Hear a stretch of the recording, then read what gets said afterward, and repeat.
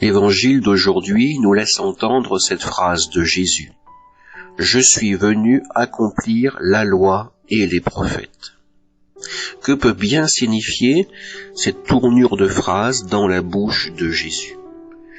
Souvent, le christianisme est pensé comme l'achèvement du judaïsme, avec cette idée, dans le fond, que les Juifs ne sont que des chrétiens inaccomplis, qui sont dans l'attente d'accueillir et d'accepter le Christ comme le véritable Messie pour toute l'humanité.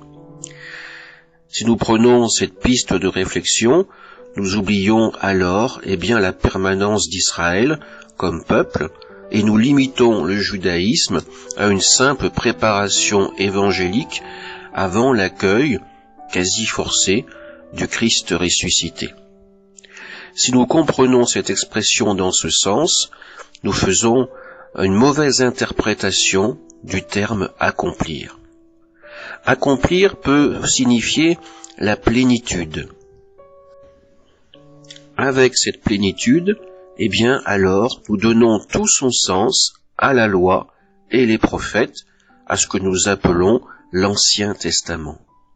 Pourtant, ce verbe « accomplir » peut aussi nous renvoyer à un autre sens, comme l'idée de l'achèvement d'un temps, d'une période, ce qui va s'ouvrir sur un temps nouveau. Et cette nouveauté, Jésus nous le dit, son temps n'est pas encore arrivé. C'est pour cela qu'il ne faut oublier ni la loi ni les prophètes, ni vouloir les supprimer tout de suite. Cette plénitude, cette fin des temps, viendra quand le Christ aura véritablement accompli sa mission et aura pu faire rentrer dans nos cœurs, dans notre intelligence, la parole du Seigneur. Demandons dans notre prière à Dieu que le temps s'accomplisse, que l'humanité puisse véritablement accueillir le Christ comme Messie et que sa parole soit source de vie pour chacun de ses enfants. Amen.